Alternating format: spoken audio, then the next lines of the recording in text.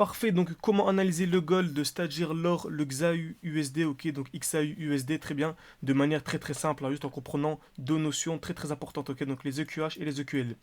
Donc avant de commencer l'analyse, tout simplement, hein, si vous n'avez pas vu les vidéos précédentes, c'est simplement une suite hein, des vidéos précédentes, ok. Donc nous sommes actuellement le 18 juin à 17h48 hein, quand je tourne la vidéo. Cette vidéo sortira sûrement vers 18h30, très bien.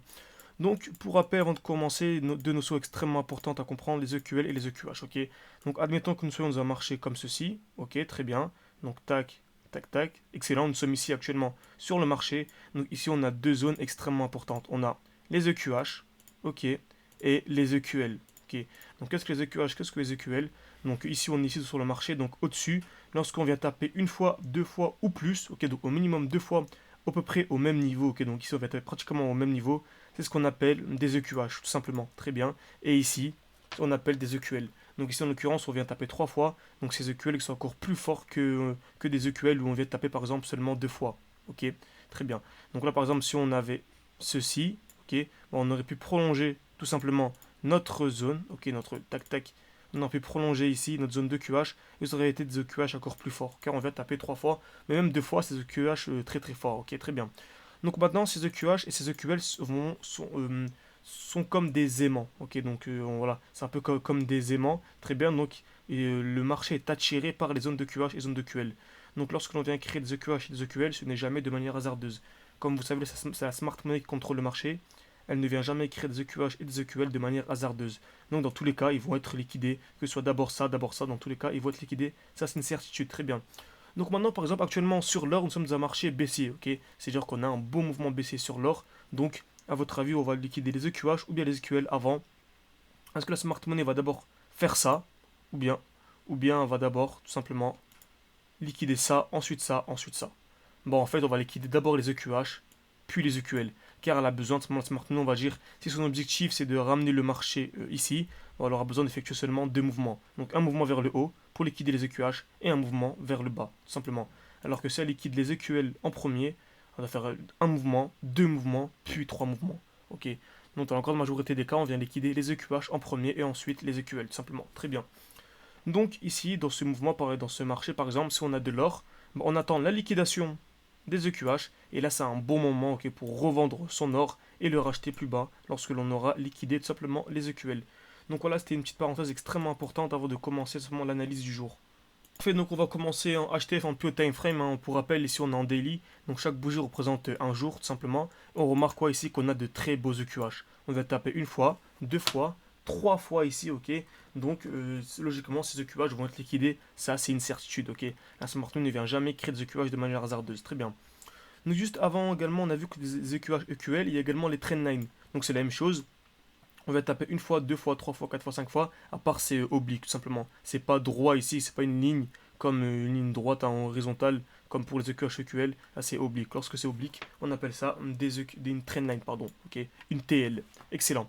Donc on est venu créer des EQH, parfait. Ensuite, en ce moment on a un mouvement baissier, et je m'attends simplement à un beau mouvement baissier, comme vous avez dit, hein. Je m'attends à une belle chute de l'or, pour ensuite venir plus tard liquider les EQH sur du moyen terme. Donc sur du moyen terme, voilà, l'investissement sur l'or, c'est une très très bonne, voilà, très très bonne idée d'investir sur l'or, tout simplement. Encore une fois, par exemple, encore un exemple très intéressant ici. Voilà, nous sommes revenus ici dans une zone de supply qui est très intéressante. Donc, est-ce qu'une zone de supply, c'est le dernier mouvement haussier avant la baisse? On va baisser la belle bougie haussière avant la baisse, tout simplement. Donc, lorsque l'on arrive dans une zone de supply, il se passe très souvent des choses, ok. On a souvent une réaction. Là, on a eu une très très belle réaction. Et quel a été l'objectif? Les EQL. Ici, une très belle zone de QL. On est venu taper une fois, deux fois, trois fois, quatre fois dans cette zone, ok. Donc, on est venu tout simplement liquider de manière très impulsive les EQL. Donc ici on avait ceux qui me suivent un peu sur Telegram, ceux qui ne me suivent pas, n'hésitez pas à rejoindre le groupe Telegram, le lien est en bio tout simplement. Le lien est en description, pardon. Ok. Donc si on avait revendu ici à l'entrée de la zone pour racheter plus bas, ça nous faisait une performance de voilà. Pour enchaîner, on achète vraiment plus bas de voilà, quasiment 10%, ok, 9 et quelques. Donc c'est à peu près la performance moyenne de la bourse sur une année. Et nous on arrive à effectuer ce genre de performance seulement en revendant de l'or. Comme vous savez, je ne prends pas de vente à découvert moi, seulement en revendant et en rachetant plus bas. Donc c'est très intéressant, très bien. Ensuite, ici, on remarque quoi? Qu'on a ici une très belle zone. Ok, on a une très belle zone de QL. On est venu taper une fois, deux fois, trois fois. Donc on pourrait potentiellement s'attendre, ok, ici, à un mouvement très impulsif, baissier, venir liquider les EQL, ok, pour ensuite ici venir s'appuyer dans ces très belles zones de G-Men et continuer le mouvement haussier, tout simplement, parfait. Mais ici, hein, vraiment, comme je dis, pour moi, je vous conseille vraiment pas de tout revendre pour acheter plus bas, car c'est très probable que l'on ne revienne pas liquider ces EQL. Je vais vous expliquer pourquoi dans quelques minutes, très bien.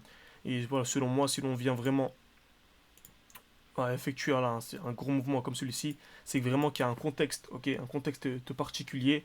Et voilà, là, il faut également analyser un petit peu l'analyse fondamentale, même si même selon moi, hein, l'analyse technique, voilà, et correspond totalement à ma stratégie et elle est totalement autosuffisante. Très bien. Mais pourquoi est-ce que j'ai eu un petit doute ici sur les EQL? C'est tout simplement ici.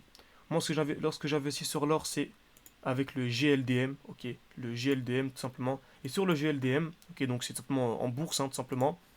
C'est pareil, on a eu ici, donc on a eu ici la très belle zone de QL. C'est vraiment le même graphique, hein. On a eu la très belle zone de QL ici, liquidation des EQL, et on remarque quoi ici si on zoom, si je vais en daily, on remarque qu'on a eu une très belle accumulation en fait. On est venu taper une fois, deux fois, on a une sorte de liquidation, puis ensuite un mouvement haussier. Ok, et ensuite actuellement on est ici dans un très beau bloc institutionnel, donc on aura sûrement une réaction. Ok, on aura sûrement une réaction dans ce bloc là. Là carrément on vient créer ici, c'est magnifique, hein, c'est vraiment vraiment très très propre. On vient créer une très belle zone de QL. Ok, on va taper une fois, deux fois, trois fois, quatre fois, cinq fois, six fois dans cette zone. Donc je m'attends, si on a la liquidation des EQL, puis un mouvement haussier, donc je m'attends clairement ici à un bon mouvement haussier, tout simplement. Si on vient bien sûr liquider les EQL, puis ensuite on a la cassure, c'est ce qu'on appelle une accumulation tout simplement. Très bien. Donc là par exemple, pour moi, selon moi, c'est un bon moment pour revendre tout simplement son or, si on a de l'or ici, pour le racheter plus bas, car ici on a des EQL, donc logiquement on va avoir un mouvement baissier. Très bien. Car là, ça n'existe pas des EQL qui ne sont pas liquidés sur des EQL aussi puissants que ceux-là. Voilà, Smart Money ne va jamais créer des EQL de manière hasardeuse, comme je le répète assez souvent. Très bien. Par contre, si on a ici un bon mouvement baissier ensuite et que l'on vient casser cette zone-là, ok, que l'on vient casser ce bloc institutionnel, moi je m'attendrai directement en fait à un très bon mouvement baissier, ok. Donc si par exemple ici, on pourrait s'attendre simplement à la liquidation des EQL pour ensuite avoir la cassure et avoir un mouvement haussier et venir liquider les EQH. Très probablement, c'est possible, hein, totalement. Par contre, on peut également ici venir effectuer un mouvement baissier. Par contre, si on vient casser ici, ok, si on vient casser cette zone-là, ce très beau bloc institutionnel, je m'attendrai à un retour dans une supply. Donc la supply, le dernier mouvement haussier avant la baisse, ok, donc le beau bloc institutionnel, le dernier mouvement haussier avant la baisse. Je ne revendrai pas mon or ici directement, j'attendrai un retour pour ensuite revendre et acheter vraiment plus bas dans cette zone-là, ok, dans la zone vraiment plus bas. Et on pourrait avoir ici une performance de, voilà, de plus de 15% encore une fois en quelques semaines. Donc c'est vraiment très très intéressant, très bien. Donc voilà, j'espère que ça vous a aidé. De question, on a vu un peu les EQH, les EQL. Beaucoup m'ont posé la question, m'ont dit qu'ils n'arrivaient pas très bien à suivre lorsque je parlais de QH, lorsque je parlais de QL, de supply, de G-Men. Donc j'espère que ça vous a aidé. N'hésitez pas si vous avez d'autres questions, vraiment c'est avec plaisir que je vous répondrai pour que vous puissiez comprendre la suite de mes vidéos. Et voilà, donc la prochaine vidéo aura sûrement lieu au jour J demain, plutôt demain ou après-demain, pardon, selon vos retours.